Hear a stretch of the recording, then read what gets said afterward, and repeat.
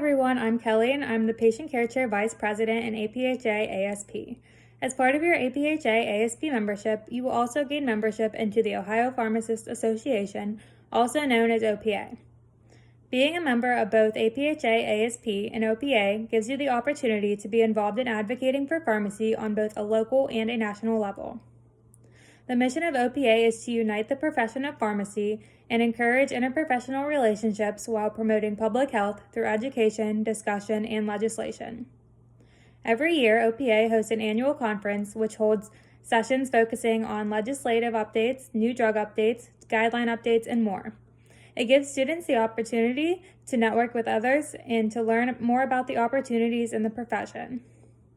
OPA also hosts Student Legislative Day, which is an advocacy event that allows student pharmacists to learn about the latest legislative updates in the Ohio State House and to meet with legislators to educate them on the value of pharmacists in the world of healthcare. The OPA website also provides a variety of valuable resources for students, such as student law reviews and career resources. For more information on OPA involvement, please feel free to email me or check out the OPA website. Hi, my name is Sarah Dixon. I am the Policy Vice President of APhA-ASP. I'm here at the University of Cincinnati.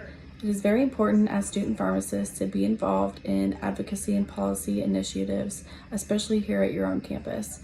For example, we attend Student Legislative Day up in Columbus. We initiate letter writing campaigns to our legislators, as well as attend regional and national meetings for APhA-ASP to make sure that our voices are heard.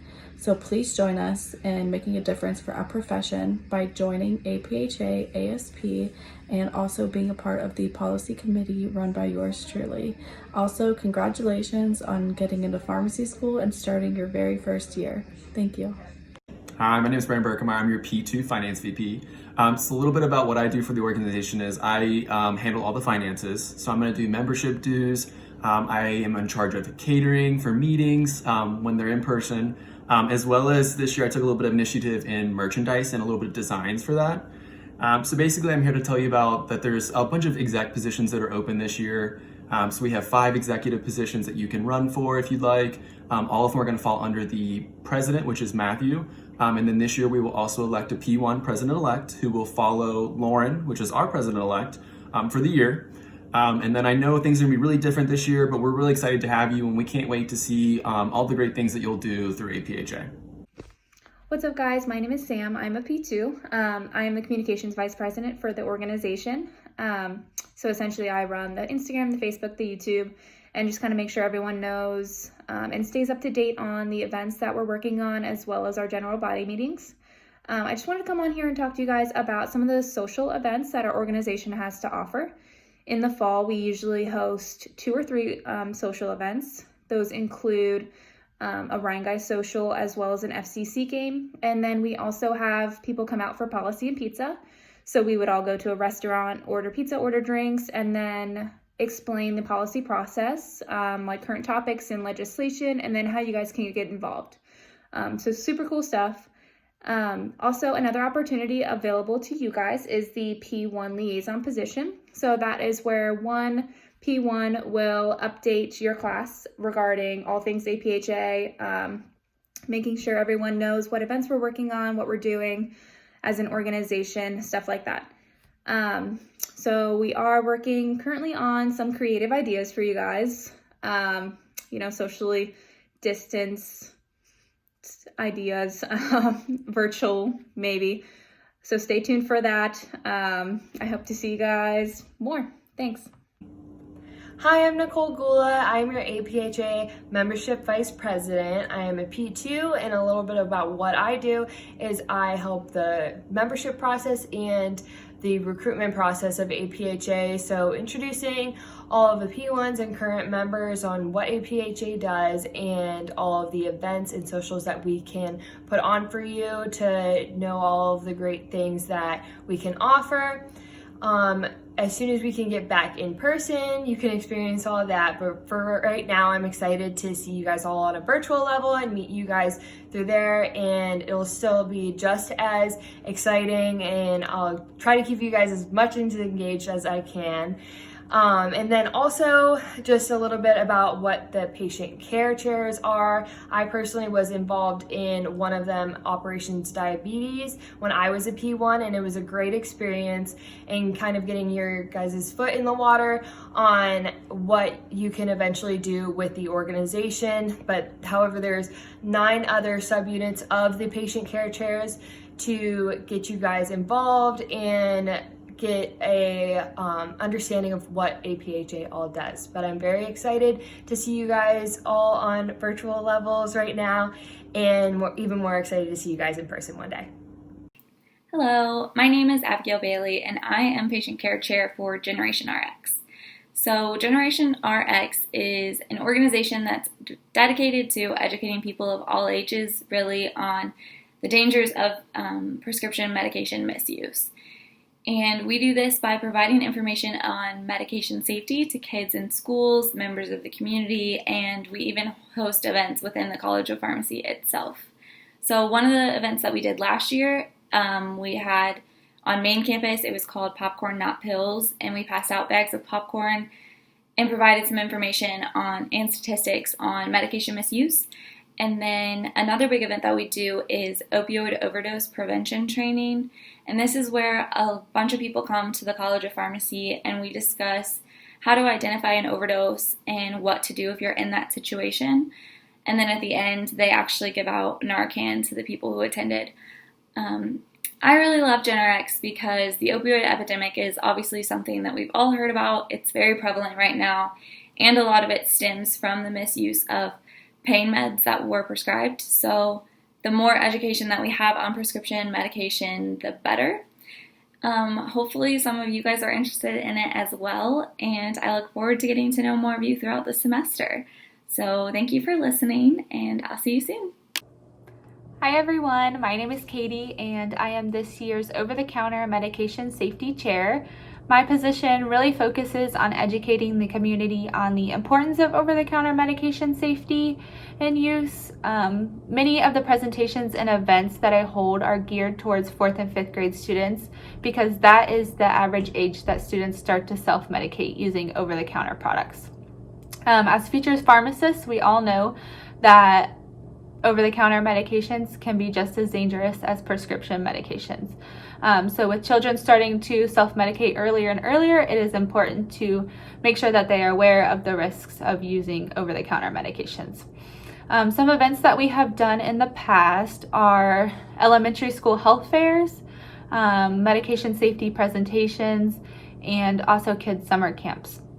With COVID-19 limiting the amount of in-person events we can hold, over the summer I did a virtual presentation with the Girl Scouts, and I also made flyers for our social media pages so that we could get our information out into the community.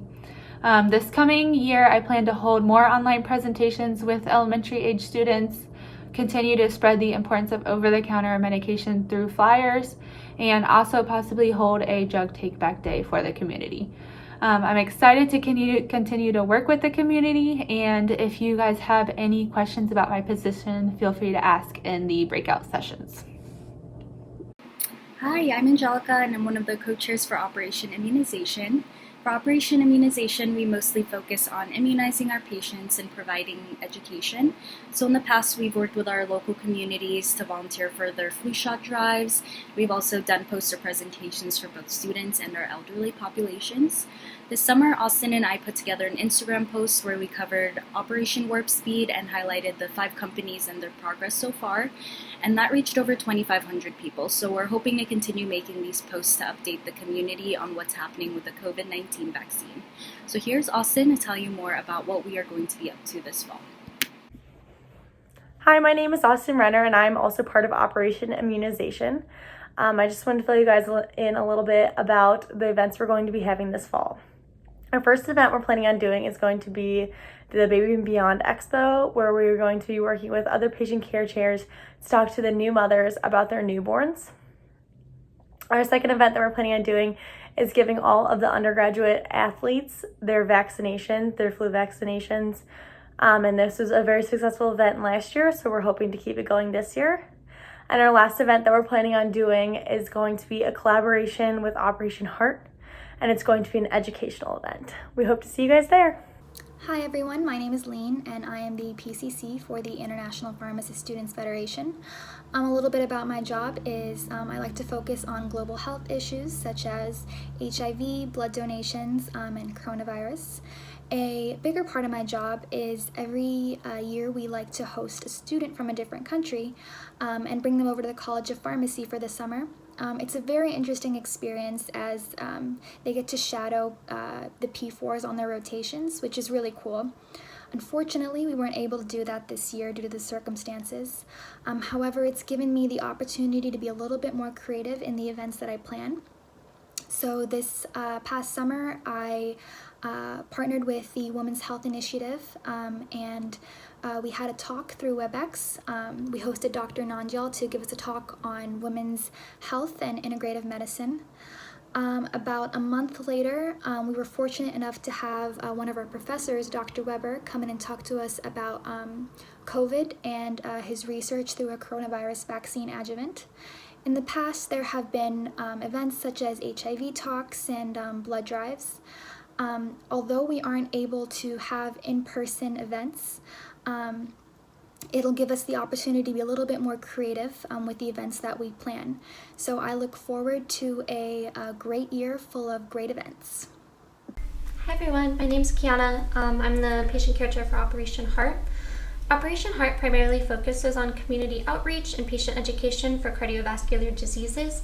Now with this, we can focus on a lot of things. We can focus on hypertension, high cholesterol, or even smoking cessation, because that has a large effect on the heart.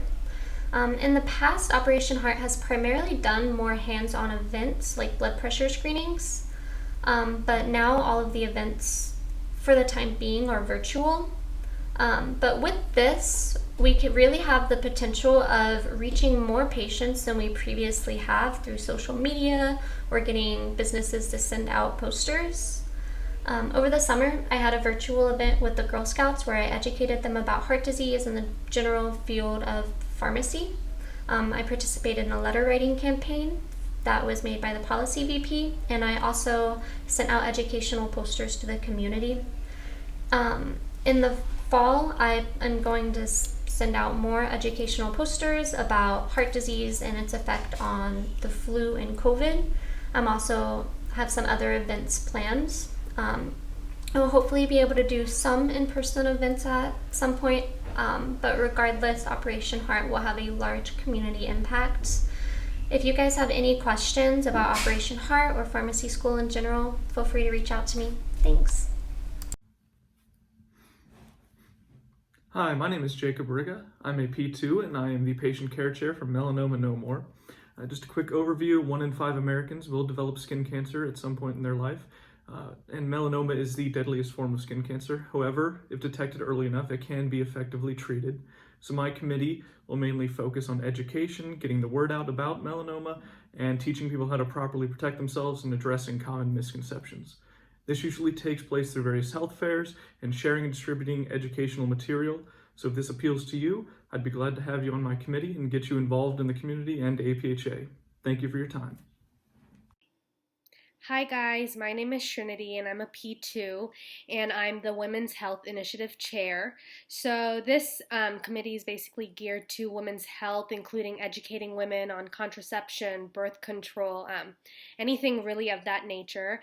We just had a couple of big events this past summer. We had one in June with Dr. Lori Nandial, who's one of the only integrative medicine specialists at UC, and she talked about women's health, basically, and how that relates to pharmacy and integrative medicine as well.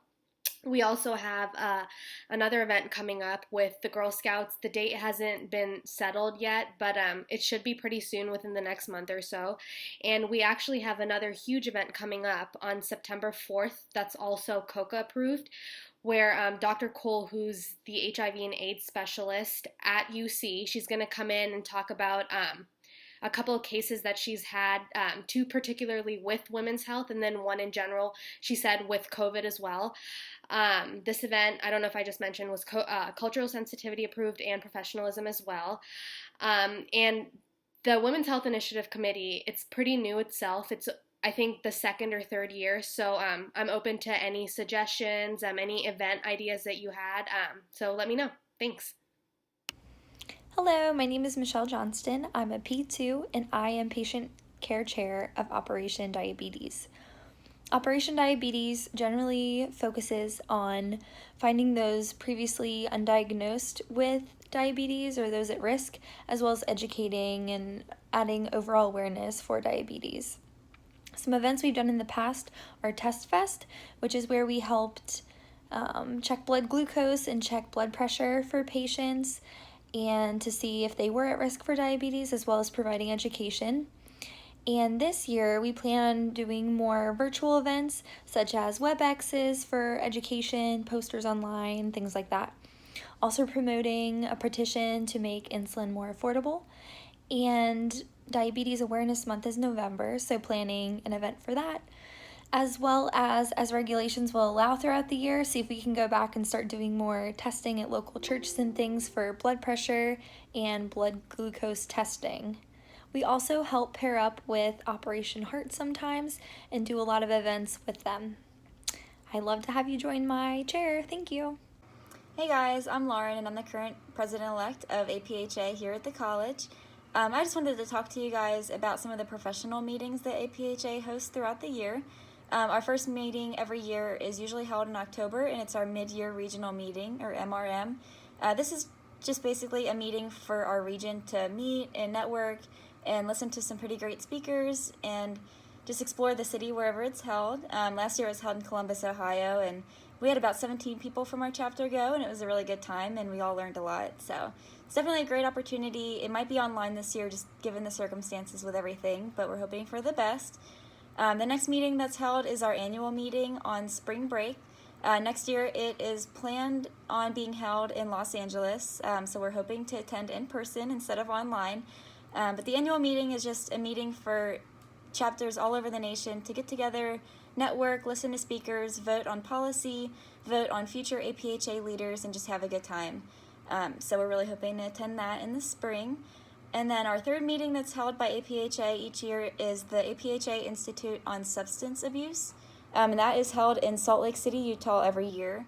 It's usually held in May, and it's just a great opportunity to learn about treating addiction and the pharmacology of addiction and just how to, as a pharmacist, provide quality care to your patients. And then the final meeting that's hosted by APhA is the Summer Leadership Institute in Washington, D.C. Typically, our president-elect will attend this meeting, along with maybe one or two other members, just depending on who's available to go. And it focuses on leadership and bringing back like really valuable skills to our organization in order to make it better. So that's just a quick overview of all of our professional meetings, and if you guys join, I highly encourage you to attend them. Thank you. Hi everyone, my name is Matthew. I am currently a P3 at the college, and I serve as the president of our APhA-ASP chapter. I just wanted to take a couple minutes to go over the regional and national opportunities that APhA has to offer. So first things first, I just want to let you know that all of these positions are open to any members of APhA-ASP. That means that you do not have to serve as an executive board member in our chapter before you apply for these. Anybody is eligible. Even P1s, you can run for this year if you are interested. But to get started, our region is Region 4. The country is separated into 8 different regions, and each region has these 3 positions open. It is the regional delegate, the regional member at large, and the mid-year regional meeting coordinator. So the regional delegate is all things policy for our region. They get information out to all of the policy vice presidents and help them get their policies together to submit at annual. So Sarah will go over that more this semester at one of our meetings. The regional member at large kind of facilitates communication between all the chapters and gets useful information out to us. And then the MRM coordinator plans MRM each year. So this year it's in Chicago. and our MRM coordinator is planning that right now. Next, we have the National Executive Board that consists of a president, president-elect, Speaker of the House, and 2 national members at large.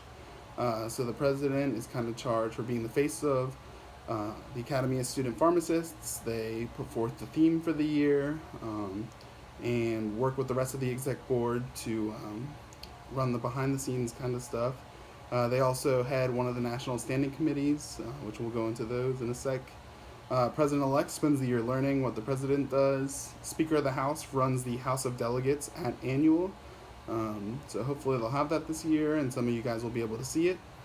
And then the 2 national members at large do these student outreach visits where they usually would come out to the college, meet with the executive board, the patient care chairs, the dean, the advisor, Dr. Doherty, and kind of go over ways that we can improve, get ideas from us that they can bring to other chapters, stuff like that. So then each of those, not just the president, heads one of the national standing committees. So the standing committees are awards, policy, membership, communications, and the international standing committee. These consist of 4 students from all across the country on each of those standing committees, and they all do kind of different things. So awards, at annual, chapters get awards for the achievements they have throughout the year. So the awards committee kind of reviews all of our chapter achievement reports, gives out awards that way. The policy standing committee is the ones that finalize our policies that get pushed forward at annual in the big house of delegates. The membership standing committee is responsible for answering any questions that chapters have about membership.